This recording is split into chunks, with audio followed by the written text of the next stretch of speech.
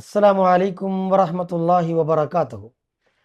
പ്രപഞ്ചനാഥനായ അള്ളാഹു നൽകുന്ന അനുഗ്രഹീത മാസമായ റമദാനിൽ നമുക്ക് ഒരു വട്ടം കൂടി പ്രവേശിക്കാനായി. അൽഹംദുലില്ലാ. മുസ്ലിമിൻ്റെ അടിസ്ഥാന കർമ്മങ്ങളിലൊന്നായ നോമ്പിൻ്റെ മാസമാണിത്. മുൻ പ്രവാചകന്മാരുടെ സമൂഹത്തിനും നിർബന്ധമായിരുന്ന ആരാധനാകർമ്മം. സൂറത്തുൽ ബഖറയിലെ 183 ആയത്തിൽ ഖുർആൻ അത് പറഞ്ഞിട്ടുണ്ട്.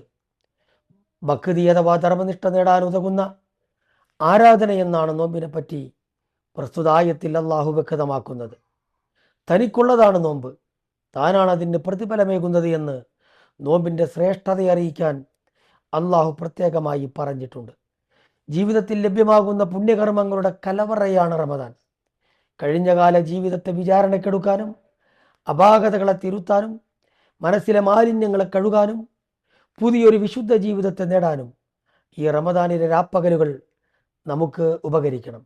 അതിനുവേണ്ടിയാകണം പ്രിയപ്പെട്ടവരെ നമ്മുടെ ശ്രമവും പ്രാർത്ഥനയും. അള്ളാഹു അനുഗ്രഹിക്കട്ടെ. അസ്സലാമു അലൈക്കും വറഹ്മത്തുള്ളാഹി.